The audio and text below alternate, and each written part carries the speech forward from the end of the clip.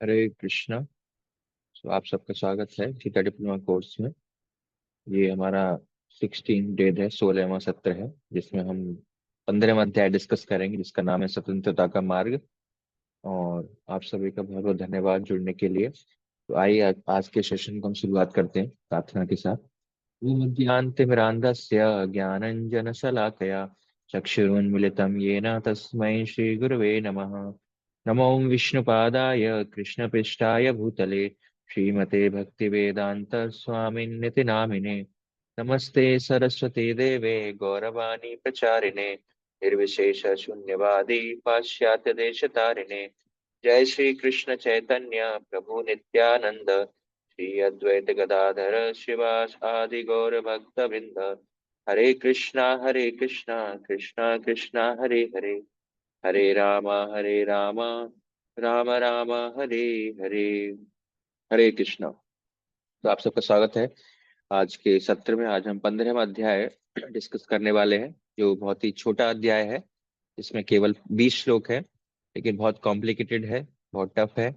शुरुआत में ही एक एग्जाम्पल के साथ होती है जो बहुत टफ है। तो उसको शुरू करने से पहले हम जो पिछला अध्याय, जो 14वें अध्याय में हमने क्या डिस्कस किया था, उसको एक नजर में देखते हैं कि हमने क्या डिस्कस किया था।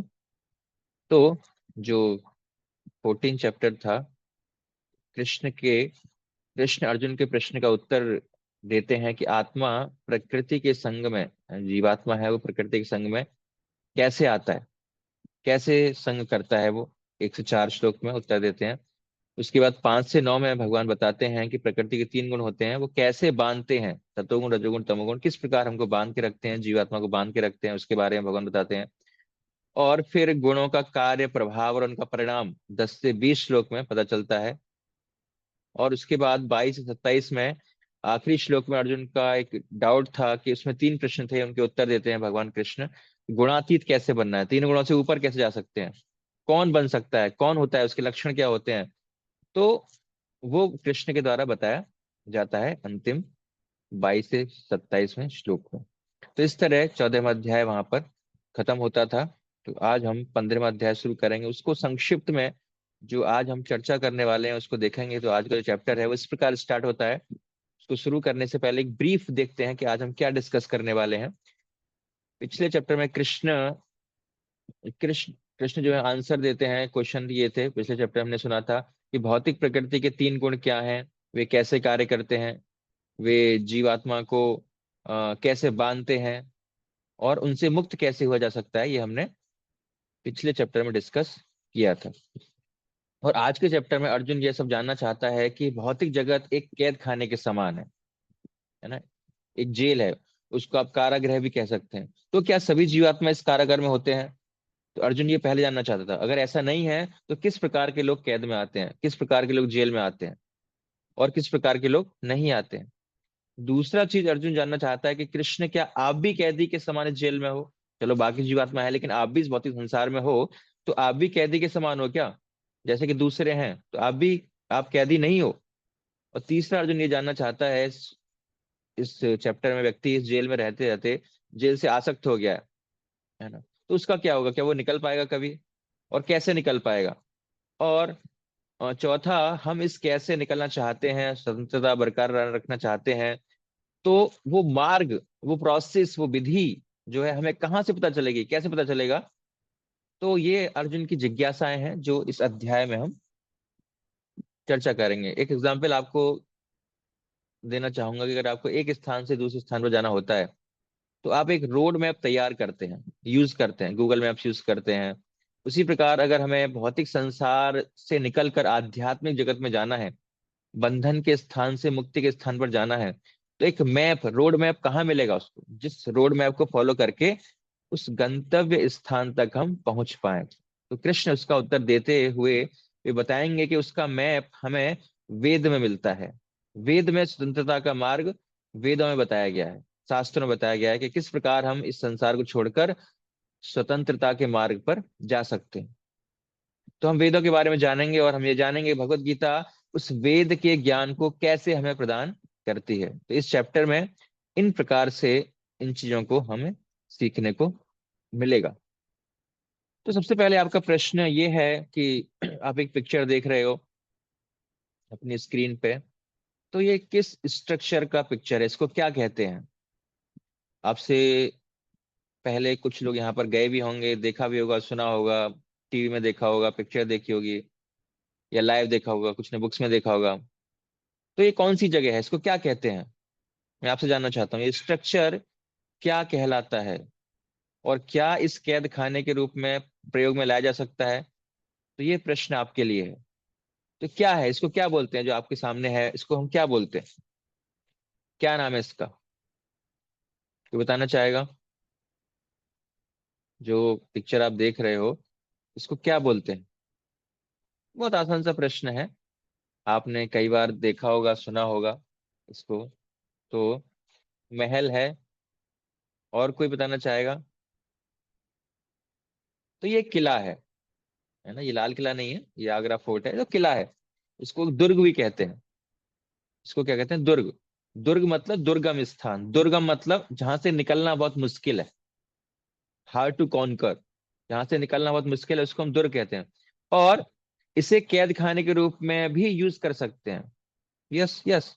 ब्रिटिशर्स जब थे भारत में, तो उन्होंने बहुत सारे किलों को कैद खाने के रूप में, प्रिजन हाउस के रूप में यूज किया था।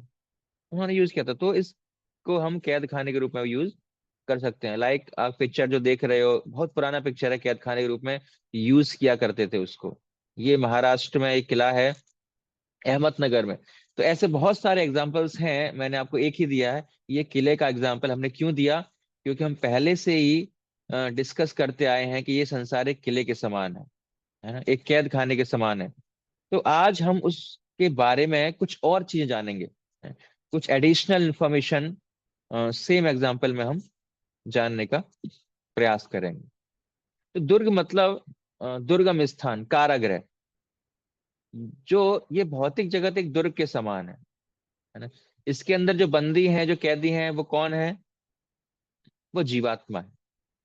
अर्थात सभी प्रकार के प्राणी अब जो भी हैं, वो किसके क्या है? जीवात्मा, वो कैदी हैं, चाहे किसी प्रकार के 84 लाख प्रकार की योनियों की हमने कल चर्चा की थी। अब नेक्स्ट कुछ बनता है, आप इसी एग्जाम्पल को एक एनालॉजी के द्वारा समझते हैं, और ये आंसर दीजिए कि इस जो कैदी हैं, उनकी वर्दी, है ना, जैसे एक जेल में कैदी को डाला जाता है, तो उनकी एक वर्दी दी जाती है, उनको एक ड्रेस दी जाती है। तो उसी प्रकार जब कैदी में एक यूनिफॉर्म होती है, उसी प्रकार के कपड़े पहने जाते हैं, उसी प्रकार जब इस कैद खाने व्यक्ति को डाला जाता है, तो उसको एक वर्दी दी जाती है। उसको क्या बोलते हैं? शरीर। तो 84 लाख प्रकार के शरीर, 84 लाख प्रकार के वर्दियां हमारे पास अवेलेबल है, मौजूद है। तो ये वर्दी है हमारी। और दूसरा बेड़ियां ना, जब कैद खाने में व्यक्ति को डाला जाता है, तो सलाखों के अंदर ताला लगा के डाला जाता है, कि वो बाहर ना निकल पाए। बेड़ियों से, जंजीरों से बांध के रखा जाता है, कि वो छूट के ना चला जाए। अगर नहीं बांधेंगे तो वो चला जाएगा। तो बेड़ियां क्या है? संसार की बेड़ियां हैं, हमने पिछली क्लास में जाना था अच्छी तरह से। बेड़ियां क्या है? वो है तीन गुण, है प्रकृति के तीन गुण जो है, वो बेड़ियां हैं, वो हमें बांधते हैं। और फिर जेलर भी होना चाहिए, है ना, उसको देखभाल करने के लिए होना चाहिए कि ना, सब काम सही ठाक ठीक ठाक हो रहा है, नहीं हो रहा, कोई कैदी भाग के तो नहीं जा रहा है। तो जेलर भी होना चाहिए। तो इस कैद खाने की जेलर, इस भौतिक संसार की जेलर कौन है? स्वयं दुर्गा देवी है। दुर्गा जेलर है इस कैद खाने की। तो दुर्गा देवी के बारे में हम ज्यादा डिस्कस नहीं करेंगे, बस इतना ही पॉइंट आपको बताना है कि क्योंकि आज हमारा टॉपिक इससे रिलेटेड नहीं है, आप इसको डिटेल में सुनना चाहते हैं, तो कुछ लेक्चर्स मेरे यूट्यूब चैनल पर पड़े हैं, आप उनको सुन सकते हैं दुर्गा देवी के बारे में। तो जो जेलर है वो कौन है इस कारागृह की? वो है दुर्गा देवी। तो बहुत जगह जेल है, कैदी कौन है? जीवात्मा है। वर्दी क्या है? शरीर है। बेड़ियां कौन है? तीन गुण है। और कारागार की जेलर कौन है? वो स्वयं दुर्गा देवी। तो पहली शिक्षा आज के लिए हम यहाँ से ले सकते हैं कि किसी भी स्थान को उससे जुड़ा एक उद्देश्य होता है। हर चीज का एक पर्पज होता है, उद्देश्य होता है। ऑफिस का एक पर्पज होता है, स्कूल का एक पर्पज होता है, हॉस्पिटल का एक पर्पज होता है, होटल का एक पर्पज होता है, रेलवे स्टेशन का एक पर्पज होता है, एयरपोर्ट का एक पर्पज होता है, लाइब्रेरी का एक अलग पर्पज होता है। किसी भी स्थान का उससे जुड़ा एक उद्देश्य होता है जिसके लिए वह स्थान बनाया गया, तो उस पर वही कार्य करना है। इस प्रकार इस जगत को जहां हम रहते हैं एक पर्पस है, एक उद्देश्य है, और उससे जानने पर ही हम वो कार्य कर पाएंगे जिसके लिए वह स्थान बना है, और जिसके लिए हम उस स्थान में आए हैं वो कार्य हमें करना है।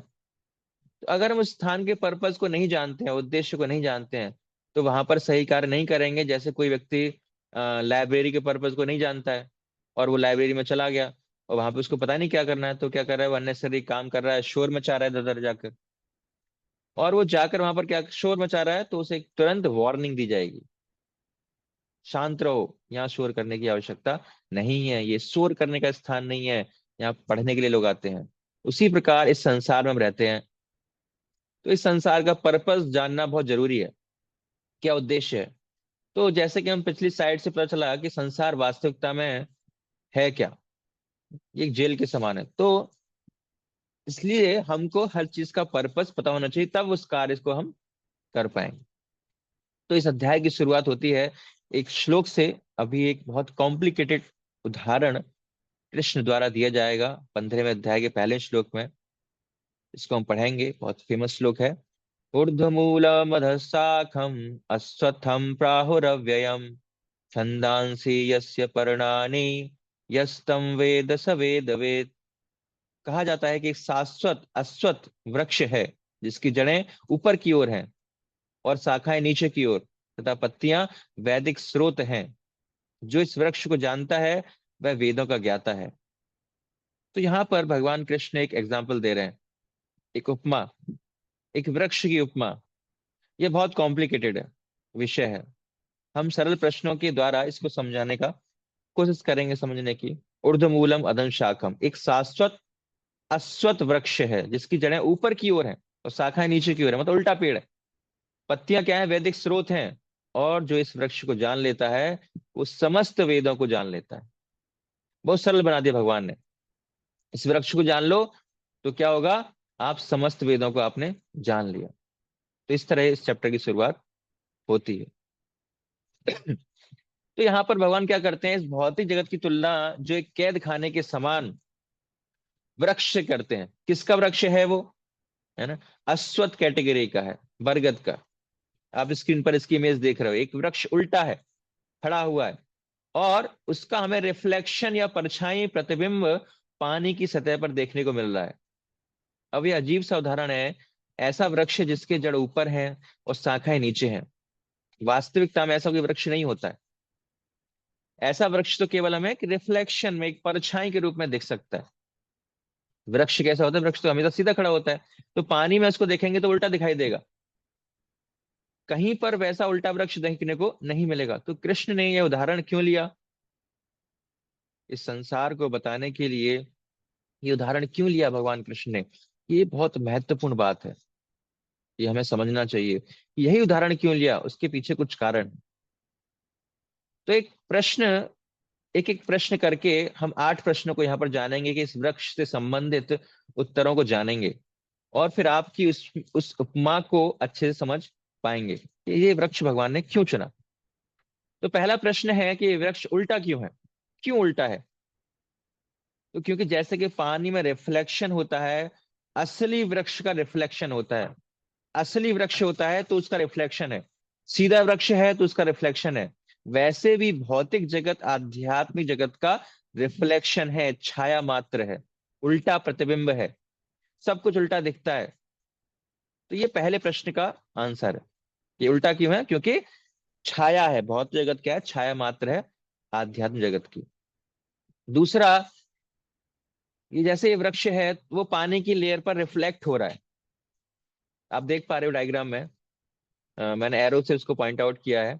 तो जो वृक्ष है वो पानी की लेयर पर रिफ्लेक्ट हो रहा है, तो उसी प्रकार वो सतह क्या है जिसमें आध्यात्मिक वृक्ष रिफ्लेक्ट होता है, वो है जीव की स्वतंत्र इच्छा। तो जीव की स्वतंत्र इच्छा के ऊपर आध्यात्मिक वृक्ष रिफ्लेक्ट होता है, प्रतिबिंब पड़ता है, उसका छाया पड़ती है। तीसरा है, अश्वत्थ ही क्यों वृक्ष लिया, अ, यही वृक्ष क्यों चुना कृष्ण ने, वो आम का पेड़ ले सकते थे, अर्जुन का पेड़ ले सकते थे, और कोई पेड़ ले सकते थे, उन्होंने अश्वत्थ वृक्ष को उदाहरण क्यों दिया? इसका आंसर क्या है? अश्वत्थ वृक्ष का ही उदाहरण क्यों लिया? क्यों? क्योंकि ये बहुत बड़ा, बहुत शाखाएं, क्योंकि ये बहुत जटिल होता है। कोई अंदर चला जाए तो निकलना बहुत मुश्किल है। कोई चिड़िया चली जाए तो फंस जाएगी उसके अंदर, इतना जटिल होता है, बहुत विशाल होता है, उससे निकलना बहुत मुश्किल हो सकता है। कहीं पर ऊपर की ओर जड़ें जा रही हैं, कहीं पर जड़ें नीचे की तरफ जा रही हैं, कहीं से भी जड़ें निकल रही हैं, इसलिए अश्वत्थ वृक्ष का भगवान कृष्ण ने उदाहरण लिया है। तो बहुत जटिल है, भौतिक संसार भी क्या है, एक जटिल है, निकलना बहुत मुश्किल है यहाँ से। तो जैसे अश्वत्थ वृक्ष जटिल है, वैसे ही भौतिक जगत और उसमें तीन गुणों का बंधन भी उतना ही जटिल है, बहुत मुश्किल है यहाँ से निकलना। इसलिए भगवान ने इस वृक्ष का ही उदाहरण दिया। इसलिए आप अश्वत्थ वृक्ष का उदाहरण देते हैं। जैसे कि डायग्राम को देखने लगेगा, बहुत सारे वृक्ष हैं, बहुत एक ही हैं, लेकिन वो क्या है, एक ही वृक्ष है। लग रहा है देखने में बहुत सारे वृक्ष हैं, लेकिन वो एक ही वृक्ष है।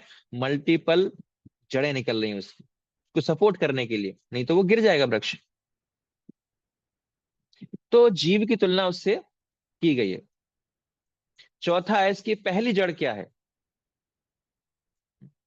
तो संसार का पहला जड़ क्या है? वो है ब्रह्मा जी का लोक।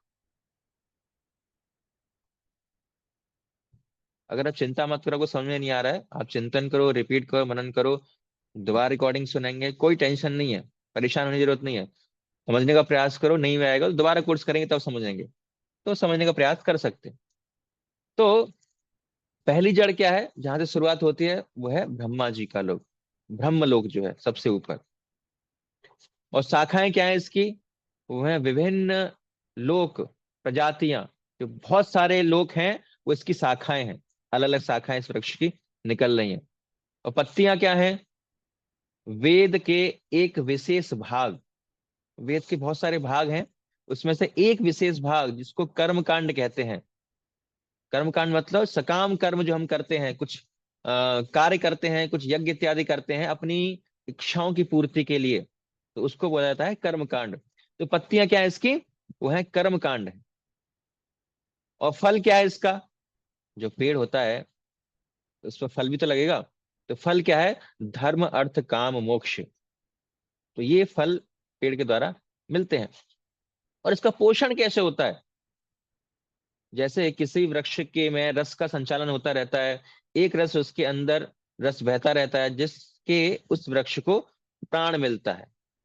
उसी प्रकार ये अश्वत्थ वृक्ष, भौतिक जगत का अश्वत्थ वृक्ष, इसके अंदर तीन गुणों द्वारा एक रस है, जो एक प्रकार से बंधा रहता है। उस रस से इस वृक्ष को प्राण मिलता है। एक तीनों गुणों के माध्यम से एक रस मिलता रहता है हमको, जिससे कि ये वृक्ष जो है टिका रहता है, प्राण मिलता है, उसको जीवन मिलता है। और ये तीन गुण इस वृक्ष में पूरी तरह से अलग अलग जगह फैले हुए हैं, पूरे तीनों गुणों से बना है। तो हमारा भौतिक जीवन भी कुछ इसमें तीन गुणों से बना हुआ है। बहुत कॉम्प्लिकेटेड उदाहरण भगवान ने इन दो श्लोकों में दिया, जिसको हमने प्रश्न उत्तर करके समझने का प्रयास किया। तो अर्जुन कहते हैं, इस वृक्ष को समझना बहुत कठिन है भगवान, बहुत जटिल है, बहुत उलझाने वाला है ये तो कृष्ण कहते हैं, कोई भी नहीं समझ सकता इसको, इस वृक्ष को। ये कहाँ से शुरू होता है, कहाँ समाप्त होता है, और इसकी नींव कहाँ है, बहुत मुश्किल है। आप ठीक करे अर्जुन। तो अर्जुन बोलते हैं कि अगर ये सब कोई नहीं जान सकता इस वृक्ष के बारे में, तो उससे निकल कैसे पाएगा फिर? तो रास्ता ही नहीं पता, कहाँ अंत कहाँ, तो निकलने का पता है, मार्ग ही नहीं पता पड़ेगा। तो कृष्ण कहते हैं, अगर कोई व्यक्ति दृढ़ता से, डिटर्मिनेशन से इस वृक्ष को जड़ से काट देगा, क्या करेगा, जड़ से काट देगा, तो अब वो जड़ क्या है? भगवान कह रहे हैं जड़ से काट देगा तो मुक्त हो जाएगा। तो वो जड़ क्या है? तो आपको सोचना होगा, इसको आपको समझना होगा। हम इस सेक्शन में वो नहीं बताएंगे। तो जड़ से काटकर हम इस वृक्ष से बाहर आ सकते हैं। तो अर्जुन पूछते हैं कि कैसे काटा जाए उसको, जड़ को हम कैसे काट सकते हैं? कृष्ण कहते हैं, वैराग्य की कुल्हाड़ी से, है ना। पेड़ को काटने के लिए क्या चाहिए होता है? कुल्हाड़ी चाहिए होती है, कुल्हाड़ी प्रयोग में लाते हैं। तो इस वृक्ष को काटना है तो वैराग्य की कुल्हाड़ी चाहिए हमको, वैराग्य लाना पड़ेगा अपने जीवन में। तो अर्जुन कहते हैं अगर मान लो कुल्हाड़ी भगवान पुरानी हो गई है, अगर पुरानी कुल्हाड़ी हो, उसमें धार नहीं है, और आप उसे लकड़ी नहीं काट पाओगे, फिर तो बहुत समय लगेगा, बहुत मेहनत लग जाएगी। अगर बहुत तेज धार हो तो तुरंत कट जाएगा। तो अर्जुन कहते हैं अगर उसकी धार तेज करनी हो, उसको तेज कैसे किया जाए? तो कृष्ण कहते हैं ज्ञान और विवेक से वैरागी कुल्हाड़ी को तेज किया जा सकता है।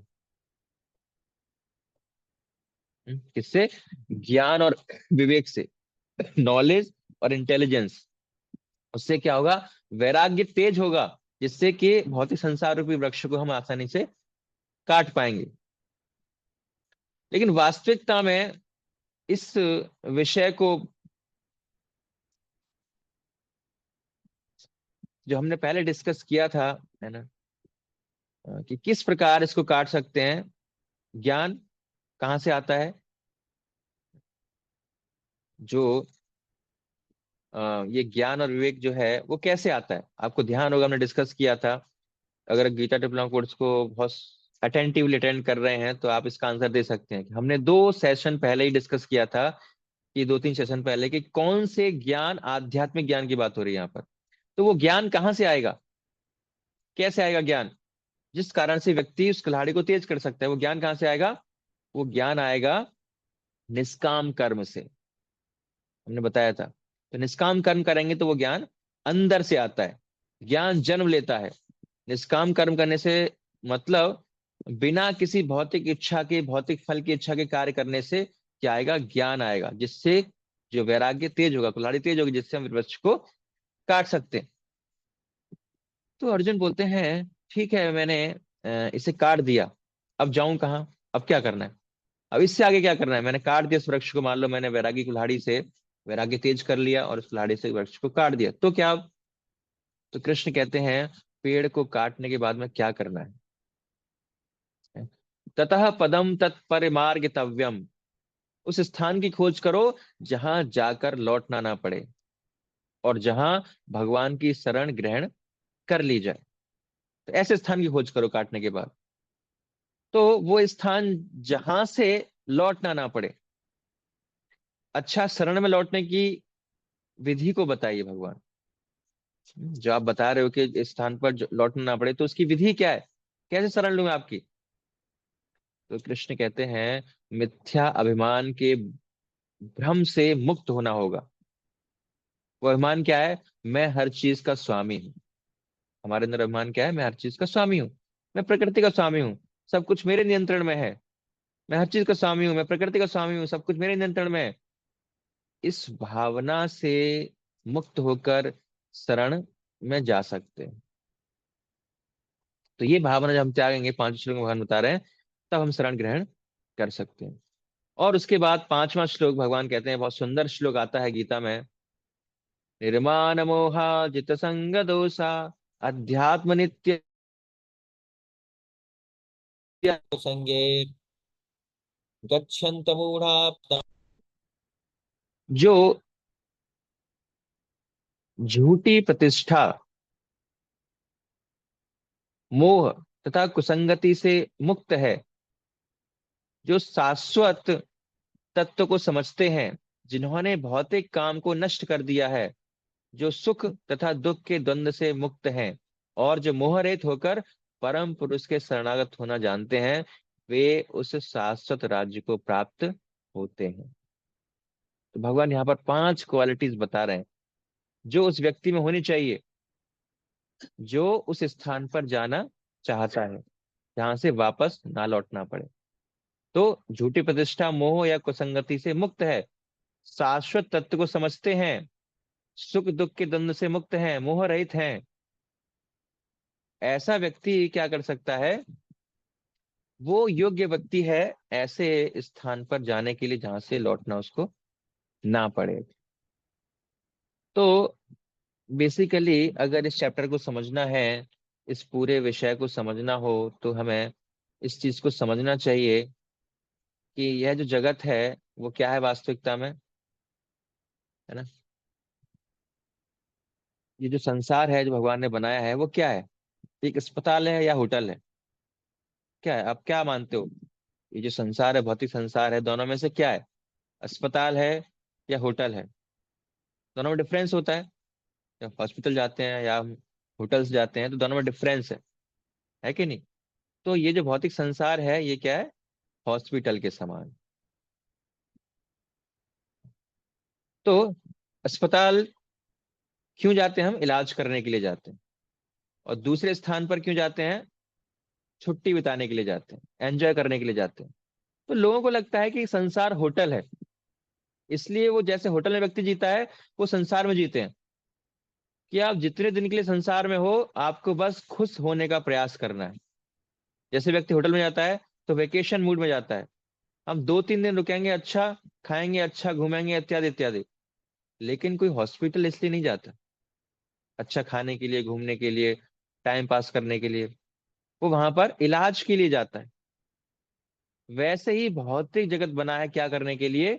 लोगों का इलाज करने के लिए भौतिक जगत बनाया गया है।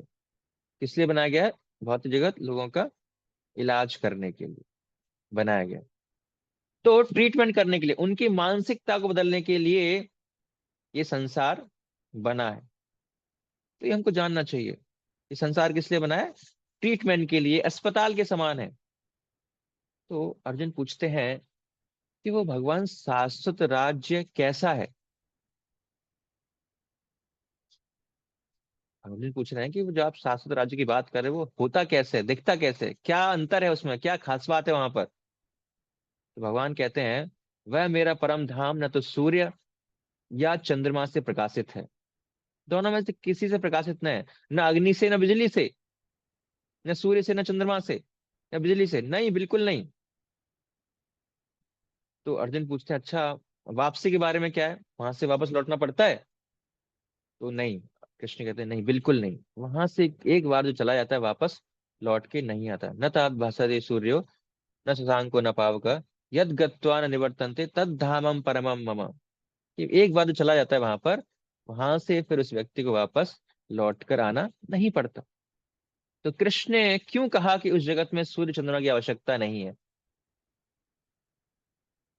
क्योंकि सूर्य और चंद्रमा इस जगत में हमें चाहिए प्रकाश देने के लिए। वहां पर भगवान के शरीर से जो प्रकाश निकलता है, जैसे ब्रह्म ज्योति कहते हैं, वो पर्याप्त है पूरी तरह से प्रकाश प्रदान करने के लिए। तो वहां पर सूर्य चंद्रमा की आवश्यकता नहीं है, जरूरत नहीं पड़ती। लेकिन इस जगत में हमें सूर्य चंद्रमा की जरूरत पड़ती है। कैसे?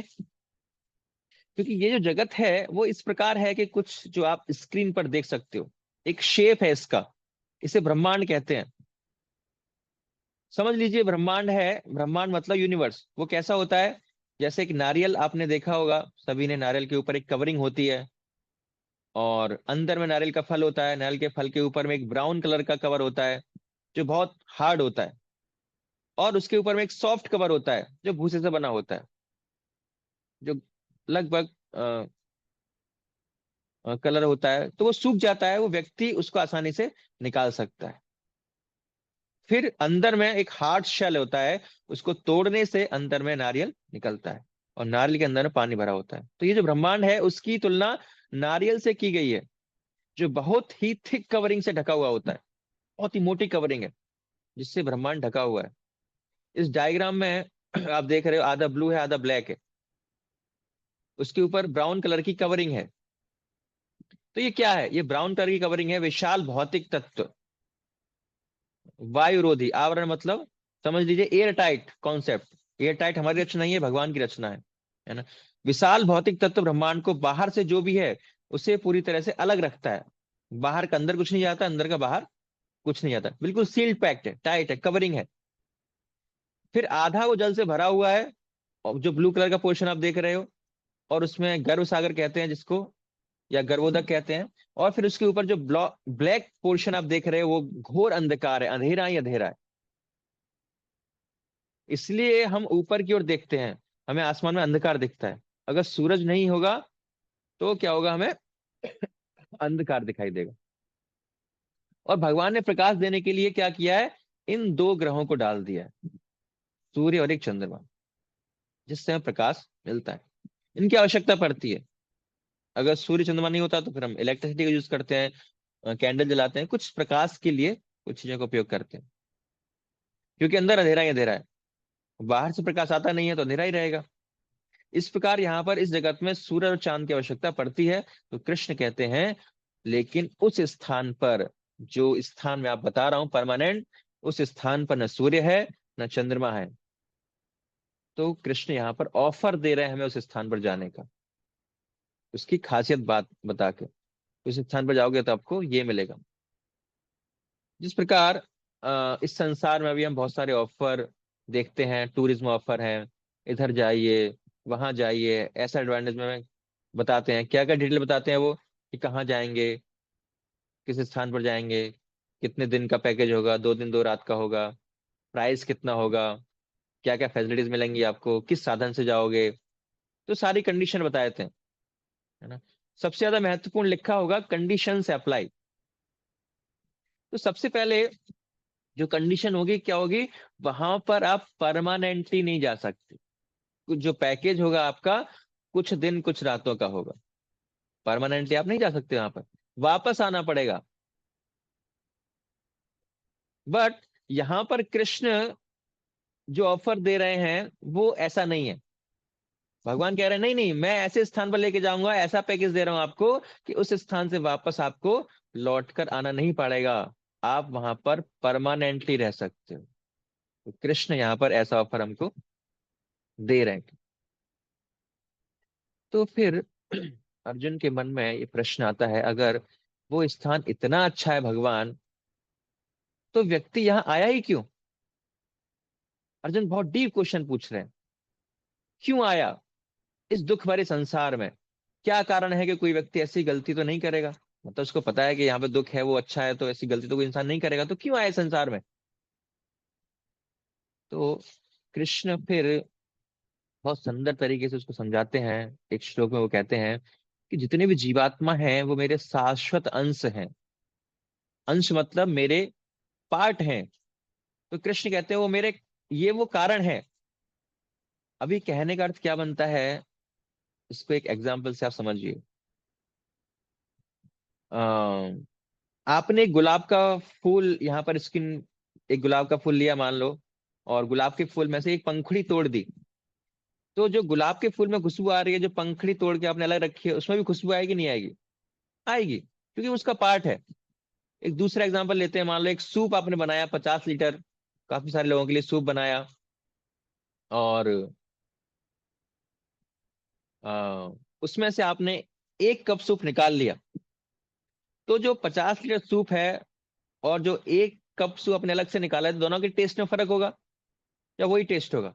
नहीं, वही टेस्ट होगा। तो टेस्ट सेम होगा, अलग नहीं होगा। तो इससे हमें क्या सीखने को मिलता है कि पार्ट में, अंश में जो गुण है वो होल में भी होता है। मतलब जो पूरे 50 लीटर में जो गुण है, जो टेस्ट है, वो उसके अंश में भी गुण है। तो कृष्ण यहाँ पर कहना कहना चाहते हैं कि जितने भी जीव हैं उनके अंश हैं। तो कृष्ण के अंदर एक क्वालिटी है, वो स्वतंत्र है, इंडिपेंडेंट है, जो चाहे वो कर सकते हैं। तो चूंकि भगवान में स्वतंत्रता है, हम सब भगवान के पार्ट एंड पार्शल हैं, अंश हैं, तो हमें भी, हमारे अंदर ही वो स्वतंत्रता पाई जाती है। सिंपल सी बात है। तो हमें भी उस स्वतंत्रता के अनुसार जो करना चाहें कर सकते हैं। हमारी इच्छा है, स्वेच्छा है। तो ये प्रिंसिपल को कोई व्यक्ति समझ लेगा, इस सिद्धांत को आंसर उसको हमेशा मिल जाएगा कि हम इस जगत में क्यों आए, अपनी इच्छा से आए, हमारी स्वतंत्रता है। अगर ये गलत स्थान है, बुरा स्थान है, दुखों से भरा है, तो हम यहाँ पर क्यों आए हैं? अपनी इच्छा से यहाँ पर आए हैं। तो यहाँ पर कृष्ण ये सिद्धांत कॉन्सेप्ट बताते हैं, और बताते हैं कि स्वतंत्रता का 2 प्रकार से उपयोग किया जा सकता है, दुरुपयोग और सदुपयोग। तो जब व्यक्ति दुरुपयोग करता है तो उसके कंडीशन, उसे कंडीशन बोला जाता है, बद्ध बोला जाता है, बद्ध अवस्था। 3 गुणों से बद्ध, मतलब 3 गुणों से बंधा हुआ है, कैद के अंदर है वो। और जब व्यक्ति स्वतंत्रता का सदुपयोग करता है तो उस अवस्था को बोलते हैं मुक्त अवस्था। मुक्त अवस्था मीन्स फ्री, किसी चीज से मुक्त है, 3 गुणों के प्रभाव से मुक्त है, 3 गुणों का प्रभाव उस पर नहीं पड़ेगा। वे तीन गुणों के बंधन से मुक्त हो जाता है। तो स्वतंत्रता का उपयोग दुरुपयोग, दुरुपयोग करोगे तो बद्ध अवस्था, सदुपयोग करोगे तो मुक्त अवस्था। तो हमारी इच्छा है, जैसा हम करेंगे वैसा भुगतेंगे। इस प्रकार कृष्ण अर्जुन को बताते हैं कि बेसिकली जो लोग इस जगत में हैं उन्होंने क्या किया, उस स्वतंत्रता का दुरुपयोग किया है। बद्ध जीवन के कारण अब वो बड़े संघर्ष में लगे हुए हैं। इसी कारण भौतिक संसार में आए, क्योंकि दुरुपयोग किया, अब बद्ध अवस्था में फंस गए, भौतिक प्रकृति के तीन गुणों में फंस गए, बंधे हुए हैं। अब इंद्रियों के साथ वो क्या कर रहे हैं, संघर्ष में लगे हुए हैं। स्ट्रगल ही स्ट्रगल है उनकी लाइफ में, जीवन में संघर्ष कर रहे हैं इस जीवन में भी। तो जीवन एक संघर्ष है, इसको झुटलाया नहीं जा सकता। हम सब लोग जानते हैं कि शुरुआत से लेकर अभी व्यक्ति जीवन जब तक मरता है, व्यक्ति बहुत संघर्ष से उसे गुजरना पड़ता है। वो चाहता है कि मैं शांति का जीवन जीऊं, उस शांति के पद को प्राप्त करूं, है ना। लेकिन फिर भी उसे संघर्ष करना पड़ता है।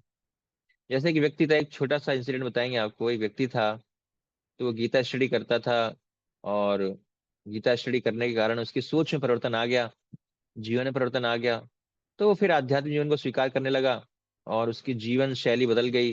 वो अपनी भौतिक जिम्मेदारियों को निभाता था, अपना व्यवसाय करता था, ऑक्यूपेशन उसको भी करता था, पैसे भी कमाता था, परिवार भी चलाता था, लेकिन बहुत ज्यादा मेहनत नहीं करता था। उसको पता था कि जितना हमको करना चाहिए उतना पर्याप्त मेहनत करके मिल जाएगा, मुझे अननेसेसरी हार्डवर्क करने की जरूरत नहीं है। समय बचेगा तो उसको स्पिरिचुअल लाइफ ग्रो करने में मैं कोशिश करूंगा, उसमें लगाऊंगा समय को। तो एक दिन एक व्यक्ति एक पेड़ के नीचे ऐसे बैठा हुआ था, आराम से, कोई चिंता नहीं थी, कुछ नहीं था, आराम से बैठा हुआ था। तो उसने देखा एक व्यक्ति, जैसा आप स्क्रीन पर देख रहे हो, एक ठेला लेकर जा रहा है। उसने बहुत सारे बोरियां रखे हुए हैं, बहुत लदा हुआ है सामान से। तो बहुत तेजी से भाग रहा था उस ठेले को ले जाकर। तो इसने कहा, कहाँ जा रहे हो? कि मैं बाजार जा रहा हूँ। क्या करने? इन सबको बेचने के लिए जा रहा हूँ। अच्छा, फिर क्या होगा इन सबको बेच के? इनको बेचूंगा, पैसे कमाऊंगा, तो मैं भविष्य में एक ठेला है अभी मेरे पास, आगे मैं दो खरीदूंगा, दो हो जाएंगे, बहुत बढ़िया। उसके बाद क्या करोगे? जब दो हो जाएंगे फिर उसमें चार खरीदूंगा, बहुत अच्छा। उसके बाद फिर हर एक बच्चे को एक ठेला दे दूंगा कि आप भी काम करिए अब। तो पूछा उसके बाद क्या करोगे? तो जब ये सब कुछ हो जाएगा, मेरे पास बहुत सारे ठेले होंगे, मेरे बच्चे इस काम में लग जाएंगे, तब मैं आराम से बैठूंगा, मैं संघर्ष करना बंद कर दूंगा। तो उस व्यक्ति ने कहा, मैं भी तो आराम से ही बैठा हूं अभी, मैं इतना संघर्ष नहीं कर रहा हूं। तो आपको उसी स्टेज में आना है जिस स्टेज में अभी मैं आराम से बैठा हूं। तो आप इतना संघर्ष क्यों कर रहे हैं? बिना संघर्ष किए भी उस स्टेज को प्राप्त कर सकते हैं आप। अगर आपको लाइफ पीसफुल चाहिए तो स्ट्रगल क्यों करना? तो अर्जुन पूछ रहा है कि लोग इतना स्ट्रगल क्यों करते हैं इस जगत में, क्या कारण है स्ट्रगल करने का, क्यों संघर्ष कर रहे हैं इतना? तो कृष्ण फिर बताते हैं अर्जुन को कि वो स्ट्रगल क्यों होता है। इस संघर्ष के कारण ही व्यक्ति जीवन मृत्यु के चक्र में घूमता रहता है। मतलब उसका जन्म होता है, एक समय मृत्यु हो जाती है, फिर जन्म होता है, फिर मृत्यु होती है, फिर जन्म होता है, फिर मृत्यु होती है। अर्जुन बोलता है फिर भी व्यक्ति को पता नहीं चलता कि वो संघर्ष कर रहा है, देख नहीं पाते। तो कृष्ण कहते हैं नहीं, किस लिए नहीं देख पाते? अज्ञानता के कारण। क्या चीज की अज्ञानता? वो आत्मा और जड़ वस्तु के बीच में अंतर नहीं समझ पाता है, सोल और मैटर के बीच में डिफरेंस नहीं जानता है। उसको पता नहीं है कि सोल होती है, उसको पता नहीं है कि सोल मैटर से डिफरेंट है। वो इस चीज को समझता नहीं है, इन दोनों के बीच में अंतर नहीं समझता, सोल मैटर के बीच में डिफरेंस नहीं जानता है। उसको पता नहीं है कि सोल होती है, उसको पता नहीं है कि मैटर भी होता है, दोनों के बीच डिफरेंस भी है, ये वो नहीं जानता है। अर्जुन कहते हैं इस अज्ञानता को दूर करने का कोई उपाय है? भगवान ने बताया कि ये अज्ञानता है कि वो डिफरेंस नहीं जानता। तो अर्जुन पूछ रहे हैं सभी लोगों के लिए कि इस अज्ञानता को दूर कैसे किया जाए। मतलब ठीक है, अज्ञानता हो गई, लेकिन कोई उपाय तो होगा ना। कृष्ण कहते हैं हाँ, उपाय है, बिल्कुल है। पहले ही बता चुका हूं मैं आपको। क्या है? ज्ञान के द्वारा, ज्ञान चक्षुओं को विकसित करना पड़ेगा। ज्ञान चक्षुओं से देखना पड़ेगा, तब हम सही को सही गलत को गलत देख पाएंगे, जड़ वस्तु को जड़ वस्तु देख पाएंगे, आत्मा को आत्मा देख पाएंगे। तो ज्ञान चक्षु का हमें सहारा लेना पड़ेगा। तो यहाँ पर एक सुंदर शिक्षा हम ले सकते हैं। संघर्ष तो सभी लोग कर रहे हैं, लेकिन अधिकांश नहीं जानते कि यह विकल्प सभी के पास है, कि या तो वो संघर्ष करते रहें या फिर एक बार के लिए और हमेशा के लिए उस संघर्ष से मुक्त हो जाएं। तो ये हमारे पास ऑप्शन है। तो अर्जुन बहुत परेशान हो रहे हैं दूसरों के बारे में सोचकर, इतने परेशान है, दुखी हैं। क्या आप उनकी सहायता नहीं करते कृष्ण? अर्जुन कृष्ण से पूछ रहे हैं कि आप देख रहे हो उनको, तो आपको हेल्प करनी चाहिए उनकी ना, सहायता नहीं करते क्या उनकी आप? तो कृष्ण कहते हैं बिल्कुल हेल्प करता हूँ, मैं उनकी सहायता करता हूँ। संघर्ष में भी हेल्प करता हूँ, और संघर्ष से बाहर आना चाहते हैं तो उसमें भी हेल्प करता हूँ उनकी। मैं लाइफ में ऐसी कोई चीज नहीं जिसमें हेल्प उन लोगों की नहीं करता हूं, मैं तो हेल्प करता रहता हूं उनकी। तो भगवान कुछ यहाँ पर उदाहरण देते हैं कि मैं किस प्रकार उदाहरण हेल्प करता हूँ लोगों की। 12 से 15 श्लोक में, 4 श्लोकों में अलग अलग उदाहरण देते हैं भगवान, किस प्रकार वो हेल्प करते हैं। जैसे कि श्लोक में कहा गया है कि सूर्य चंद्रमा अग्नि हमें प्रकाश देते हैं, तो ये सारा प्रकाश मुझसे ही तो आता है। जो आपको जो प्रकाश मिल रहा है, अंधकार में आप नहीं रह पा रहे हो, तो ये सूर्य चंद्रमा जो प्रकाश दे रहे हैं, वो प्रकाश कहाँ से आ रहा है? मैं ही देने वाला हूँ, मुझसे ही आ रहा प्रकाश। वो स्वयं प्रकाशवान नहीं है, मुझसे प्रकाश आ रहा है। अग्नि के बिना नहीं जी सकते, बिजली के बिना नहीं जी सकते। तो ये सब चीजें ऊर्जा शक्ति है, वो किससे आती हैं? भगवान से आती हैं। फिर अर्जुन को कृष्ण दूसरा उदाहरण देते हैं कि जितने भी ग्रह हैं, चाहे पृथ्वी हो, मंगल हो, बुध हो, सब घूम रहे हैं, अपने अपने ऑर्बिट्स में घूम रहे हैं। कोई अपने स्थान से नीचे नहीं करता, एक ग्रह दूसरे से टकराता नहीं है। सब में ऐसा नहीं है कि किसी दिन सूरज उगता है, किसी दिन नहीं उगता है। हर दिन टाइम से सूरज उगता है, टाइम से जाता है, टाइम से चला जाता है। तो ये पूरा का पूरा मैनेजमेंट, कंट्रोल मुझसे ही होता है, मैं ही कर रहा हूँ। मैं अन्य ग्रहों को धारण करके रखता हूँ। जो व्यक्ति जो खाता है, चाहे फल खाता है, सब्जी खाता है, उसमें जो स्वाद है, जीवन रस है, उसको भी मैं ही प्रदान करता हूँ। वो कहाँ से आ रहा है? मैं ही प्रदान कर रहा हूँ उनको। और ऐसा ही नहीं है मैं, चलो ये तो होगा पब्लिकली मैं सेवा करता हूँ, उनकी हेल्प करता हूँ, मैं व्यक्तिगत जीवन में भी उनकी हेल्प करता हूँ। 14-15 श्लोक में भगवान बता रहे हैं व्यक्तिगत किस प्रकार भगवान हमारी हेल्प करते हैं। तो कृष्ण यहाँ पर बताते हैं कि सबको मेंटेन करते हैं यूनिवर्सल लेवल पर, लेकिन लाइफ को भी मेंटेन करते हैं, सहायता करते हैं।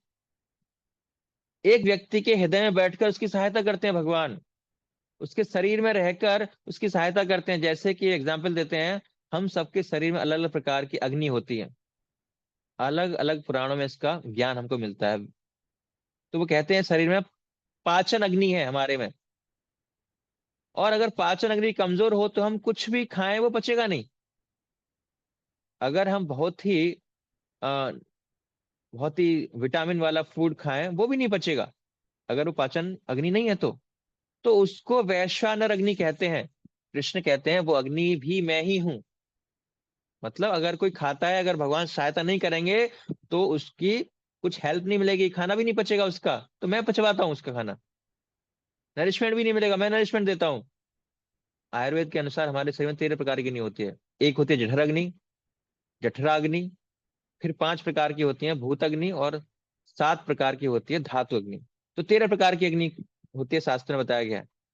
तो कृष्ण कहते हैं उन 13 प्रकार की अग्नि में जठराग्नि है, जो भोजन को पचाती है, वो मैं हूं। तो मैं इस तरह हेल्प कर रहा हूं उनकी। और फिर लास्ट में वो कहते हैं मैं सबके हृदय में परमात्मा रूप में हूं, उस प्रकार भी मैं उनकी हेल्प करता हूँ। इंडिविजुअली हमारी हेल्प करते हैं भगवान, पूरी यूनिवर्स के लेवल पर हमारी हेल्प करते हैं, और हर कदम कदम पर पर्सनली हमारी हेल्प भी करते हैं। तो कृष्ण कहते हैं ऐसा तुमने कैसे सोचा कि मैं हेल्प नहीं करूंगा? मैं तो कितनी हेल्प कर रहा हूं उनकी, मेरे बिना तो वो जी नहीं सकते, इतनी मैं उनकी हेल्प कर रहा हूं। और 15 श्लोक में भगवान बताते हैं कि किस प्रकार वो पर्सनली हमारी हेल्प करते हैं परमात्मा के रूप में। सर्वस्य चाहम हृदि सन्निविष्टो मत्त स्मृतिर्ज्ञानपोहनम च वेदेश्च सर्वैरहमेव वेद्यो वेदांत कृत वेद विद एव चाहम। मैं प्रत्येक जीव के हृदय में आसीन हूँ, और मुझसे ही स्मृति, ज्ञान तथा विस्मृति होती है। मैं ही वेदों के द्वारा जानने योग्य हूँ। निसंदेह मैं वेदांत का संकलन करता तथा समस्त वेदों का जानने वाला हूँ। तो एक श्लोक में भगवान ने बहुत कुछ बता दिया। हमारे पास जो बुद्धि है वो भगवान से आती है। हमारी जो मेमोरी पावर है, स्मरण शक्ति है, वो भगवान से आती है। हम कुछ भूल जाते हैं या किसी चीज को हमें भूलना होता है, वो भूलने की क्षमता भी भगवान देते हैं। हम सुबह उठते हैं, हमें याद रहता है हमारा नाम क्या है, हमारा काम क्या है, हमें कहाँ जाना है, क्या करना है। वो सब याद करने की क्षमता देने वाले कौन है? भगवान है। तो भगवान कहते हैं कि परमात्मा के रूप में हर तरीके से व्यक्ति की मैं सहायता करता हूँ। ऐसा हो ही नहीं सकता कि व्यक्ति मेरी सहायता के बिना कोई कार्य कर पाए। तो मैं तो कदम कदम पर उनकी हेल्प कर रहा हूँ। है, मेरे बिना तो उनका जीवन संभव ही नहीं है, जीवों का। तो भगवान कृष्ण यहाँ पर वेदों का वर्णन कर रहे हैं। इस श्लोक में वेदों का वर्णन किया गया है। वेद उनसे आते हैं, वेदों का संकलन करता भगवान है। तो वेद के द्वारा भगवान सभी को ज्ञान प्रदान करते हैं। तो वेदों को जानने के लिए हम यहाँ पर कुछ एग्जाम्पल लेना चाहिए। जैसे कि आप एक लाइब्रेरी की पिक्चर देख रहे हो, तो एक सिंपल सा प्रश्न है कि इसका आप उत्तर प्रयास कीजिए कि हमें किसी पुस्तक के लेखक का नाम जानना है, या उस पुस्तक किसने लिखा है। हमें उस पुस्तक के विषय के बारे में जानना है, किसने लिखी है वो जानना है, या कौन से वर्ष में छपी थी वो जानना है, उसमें कितने पेज हैं, कितने चैप्टर्स हैं, ये सब जानना है हमको उस बुक्स के बारे में। तो कहाँ से पता चलेगा हमको? अगर उस बुक्स के बारे में हमको जानना है, डिटेल्स किसने लिखी है, कितने विषय हैं उसमें, कितने पेज हैं, तो कहाँ से पता चलेगा हमको? कैसे पता चलेगा कि उस बुक किसने लिखी है? कौन बताना चाहेगा? बुक्स के बारे में आपको जानना है तो कैसे पता चलेगा?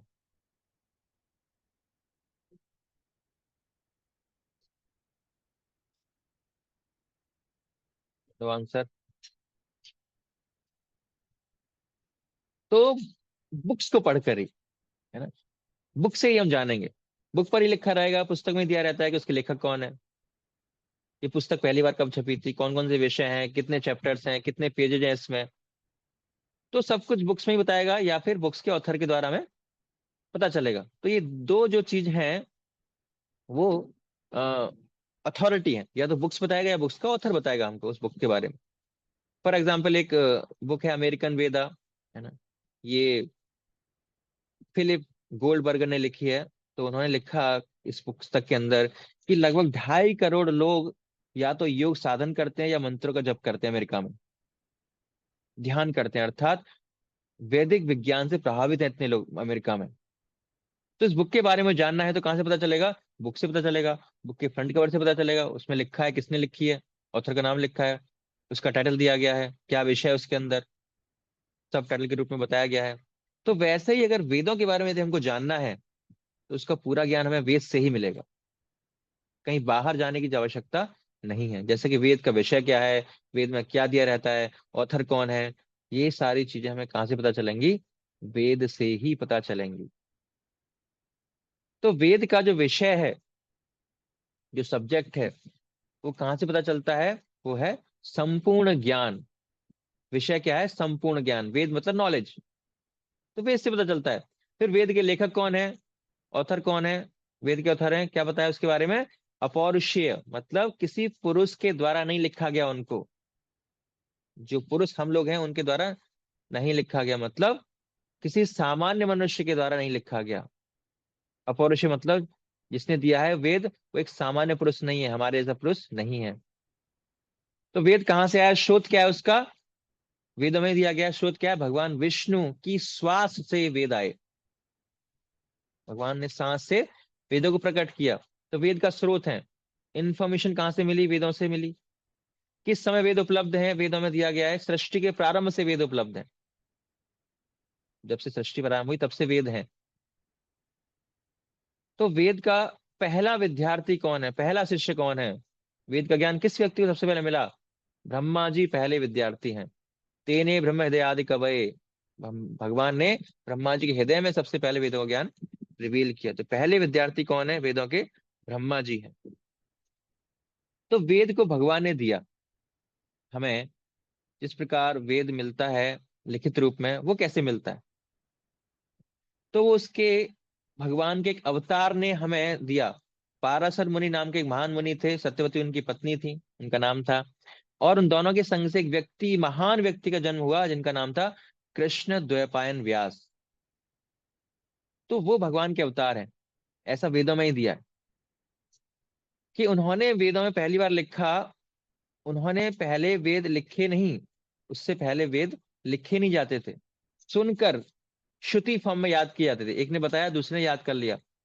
लेकिन उन्होंने वेदों का पहली बार लिखा रिटिन फॉर्म में 5,000 साल पहले।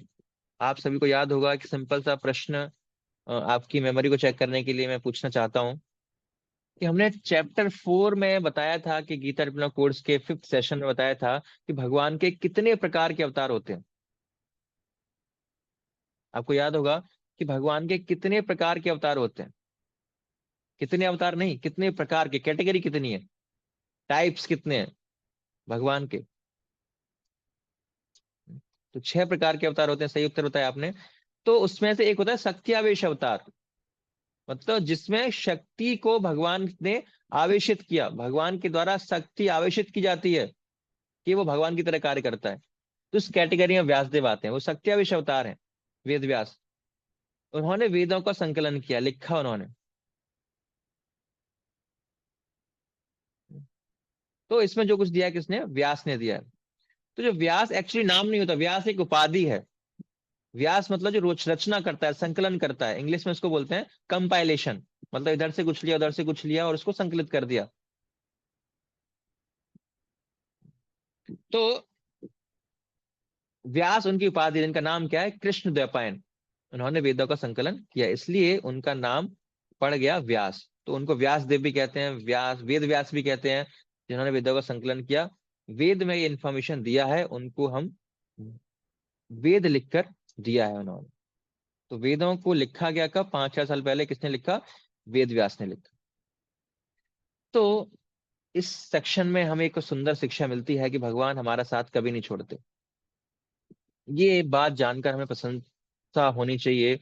जैसे कि सच्चा मित्र होता है जो हमें कभी भी अकेला नहीं छोड़ता, विशेषकर बुरा समय आए, तो वैसे ही भगवान हमें हर परिस्थिति में सहायता देते हैं। ऐसा नहीं कि हम स्वतंत्रता का दुरुपयोग तो कर लिया हमने, भगवान हमसे कहें चलो आप, चलो आप भागो, आपको छोड़ के चले जाएंगे, भगवान नहीं आएंगे हमारे पास। नहीं, परमात्मा के रूप में तो भी भगवान हमारे साथ इस जन्म में ही नहीं, जितने भी हमने पहले जन्म लिए हैं उसमें हमारा साथ भगवान रहते हैं। और आगे भी जितने हम जन्म लेंगे उसमें भी भगवान हमारे साथ ही रहेंगे। चाहे हम गलत कार्य करें चाहे अच्छा कार्य करें, हमारे साथ हमेशा भगवान हृदय में रहेंगे परमात्मा रूप में, और हमारी हेल्प करते हैं। यहाँ पर भगवान अर्जुन को यह कहकर ये सेक्शन समाप्त करते हैं। और फिर लास्ट में वो उस प्रश्न का उत्तर देते हैं अर्जुन के। अर्जुन का प्रश्न था कि आप भी कैदी हो क्या इस भौतिक संसार में? जैसे आप सामने मेरे रथ पर खड़े हो, मेरा रथ चला रहे हो, तो क्या आप भी कैदी के समान हो जो 3 गुणों से बंधा हुआ है? तो उसका आंसर देने के लिए कृष्ण इन 3 श्लोकों को बताते हैं, जिसे वेदांत सार कहा जाता है। वेदों का सार है वेदांत, और वेदांत का सार है ये 3 श्लोक, भगवद गीता के चैप्टर के 15 अध्याय के 16, 17, 18। इनको वेदांत सार कहा जाता है। तो इन श्लोकों में क्या दिया? बहुत संक्षिप्त में बहुत महत्वपूर्ण सूचना दी है। तो श्लोक 16 में भगवान कहते हैं 2 प्रकार के जीवात्मा होते हैं। अर्जुन का प्रश्न था ना, क्या सभी प्रकार के जीवात्मा कैद में आते हैं? तो कृष्ण कहते हैं नहीं, एक बद्ध है जिनको क्षर कहते हैं, बद्ध जीवात्मा जो पतनशील है ना। द्वामिमो पुरुषो लोके शरक साक्षर, जिसका पतन हो सकता है, तो वो इस जगत में आते हैं। ऐसे जीवात्मा जो है, जो पतनशील हैं, जो शर हैं, बद्ध हैं, वो जीवात्मा इस जगत में आते हैं। और दूसरे हैं मुक्त हैं, अक्षर हैं, अच्युत हैं,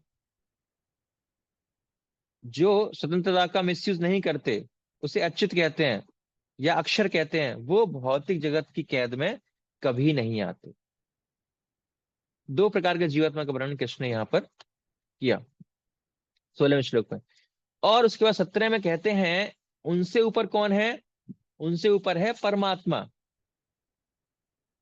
जो दोनों जीवात्माओं की कैटेगरी में नहीं है, जो सभी जीवों के हृदय में रहते हैं, वो परमात्मा इन दो कैटेगरी के जीवात्माओं से ऊपर है। और फिर 18वें श्लोक में कृष्ण कहते हैं अगले श्लोक में, उनसे भी ऊपर एक व्यक्ति है, वो कौन है, वो मैं हूं, पुरुषोत्तम परम पुरुष कृष्ण, परम पुरुषोत्तम भगवान श्री कृष्ण, वो परम पुरुष हैं, वो कृष्ण है। वो कह रहे हैं मैं उनसे भी ऊपर हूं। ये बहुत सुंदर श्लोक है। यस्मात्ताक्षरमतीतो हम अक्षरादपि चोत्तम, अतोस्मि लोके वेदे च पथिता पुरुषोत्तमः। चूंकि मैं अक्षर तथा अक्षर दोनों से परे हूं, और चूंकि मैं सर्वश्रेष्ठ हूं, अतः मैं इस जगत में तथा वेदों में परम पुरुष के रूप में विख्यात हूं। तो कृष्ण परम पुरुष के रूप में विख्यात हैं। ये कहकर कृष्ण ने अर्जुन के प्रश्न का उत्तर दिया कि मैं दूसरों की तरह जेल में कैद में नहीं रूप में यहाँ आता, कैदी के रूप में नहीं आता हूँ।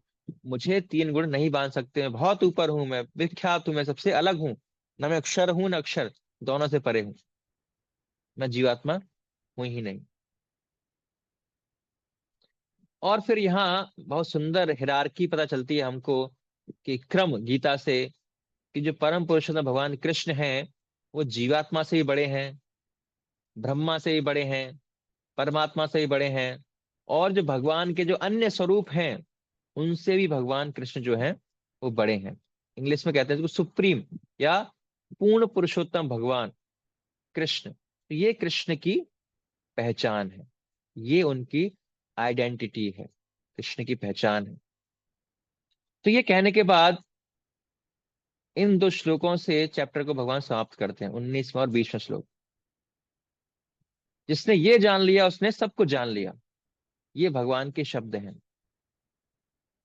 वेदांत सार जान लिया मतलब वेदों को जान लिया, क्योंकि वेदांत सार वेदों का सार है। और वेदांत सार में 3 श्लोक हैं, जिसको जान लिया उसने सब कुछ जान लिया अर्जुन। तो गीता के 3 श्लोक अगर कोई जान लेता है, 15 चैप्टर के 16 17 18 श्लोक, वेदांत सार मतलब वेदों को जान लिया उसने। हम सोचेंगे इतना आसान है 3 श्लोकों तो सुनना, आसान है थ्योरिटी के लिए समझना, आसान है, वास्तविकता में उसको जानना उसके लिए समय लग सकता है। और फिर कृष्ण कहते हैं ये ज्ञान वैदिक शास्त्रों का सबसे गुह्य ज्ञान है, सबसे गुप्त अंश है, इसलिए हर जगह नहीं मिलता है, हर जगह ये बातें नहीं होती हैं जो गीता में कृष्ण कहते हैं। और कोई अगर इन बातों को समझ लेता है तो भगवान उसको एक ब्लेसिंग देते हैं। पहले तो इतना आम बात है नहीं कोई समझ पाएगा, इतना आसानी से कहीं ज्ञान मिलता नहीं है। भगवान कह रहे हैं अगर मिल भी जाता है उसको, तो उसको क्या मिलता है, वो व्यक्ति बुद्धिमान बन जाता है, मतलब बुद्धि में वृद्धि होती है। और दूसरा कृत कृत्य, मतलब वो जो भी कार्य जीवन में करता है उसको केवल सफलता ही मिलती है। हर एफर्ट्स में, हर प्रयास में, जहां भी प्रयास डालेगा वो एफर्ट्स डालेगा, उसको सहायता ही सहायता, सफलता ही सफलता मिलेगी, चाहे देर से मिले लेकिन अवश्य मिलेगी, जो इस विषय को जान लेता है। तो ये दो प्रकार के आशीर्वाद भगवान के द्वारा इस चैप्टर 15 के एंड में दिए जाते हैं। तो इस तरह ये चैप्टर यहाँ पर समाप्त होता है। एक छोटा सा चैप्टर था, स्वतंत्रता का मार्ग भगवान ने यहाँ पर बताया। चैप्टर का नाम है पुरुषोत्तम योग, है ना, परम पुरुष की सहायता से योग, भगवान से जुड़ना। तो उनकी सहायता से हम इस उनके साथ कैसे चल सकते हैं, इस संसार को कैसे छोड़ सकते हैं, इस चैप्टर में भगवान बता रहे हैं। तो कुछ महत्वपूर्ण शिक्षाएं इस अध्याय से हम ले सकते हैं। तो पहली शिक्षा जो है, ये जो जगत है ये क्या है, एक रिफ्लेक्शन है, एक प्रतिबिंब है, विकृत है, उल्टा रिफ्लेक्शन है वास्तविक स्थान का।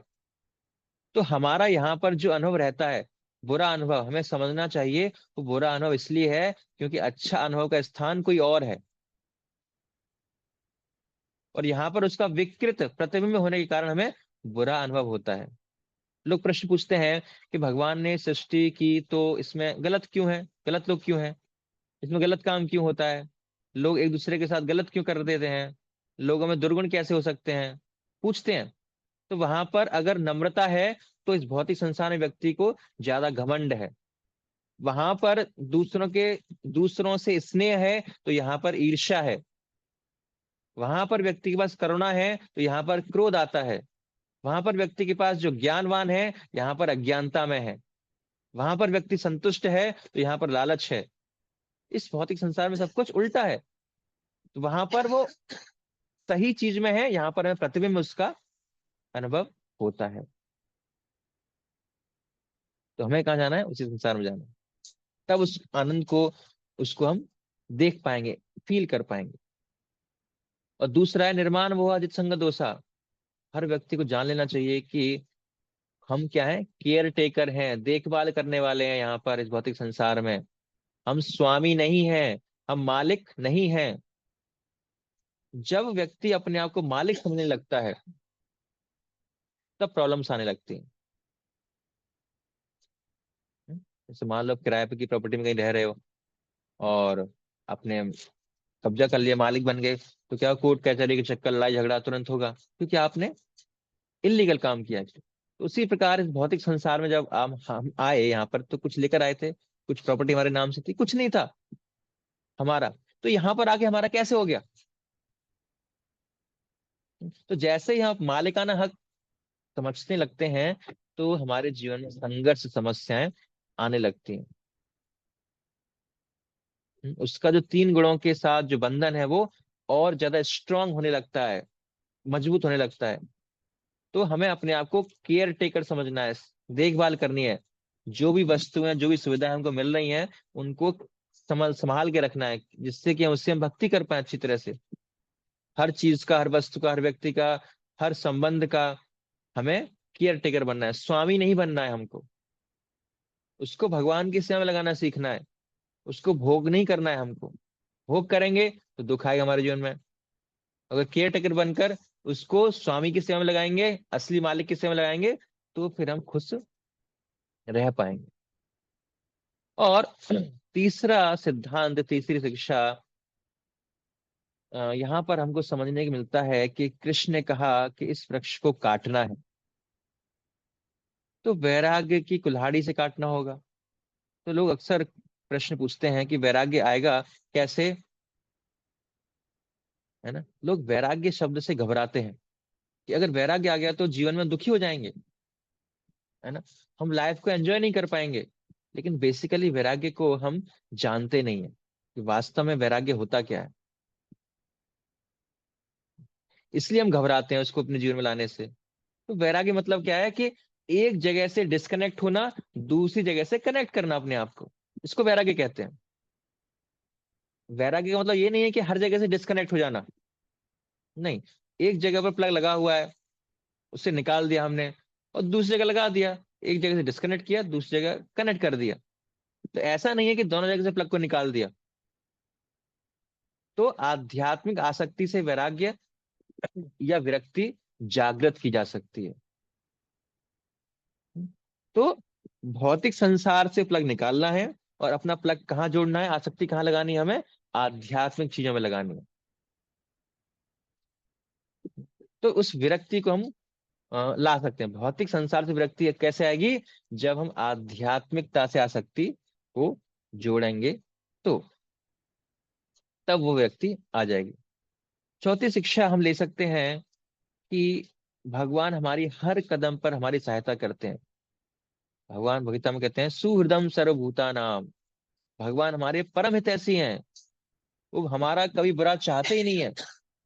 हम भगवान का कितना ही बुरा चाहें, कितने भी गालियां दें उनको, कितना भी कोसें उनको, मेरे साथ क्या कर दिया, छोड़ कर चले जाएं भगवान को, लेकिन भगवान हमारा कभी साथ नहीं छोड़ते।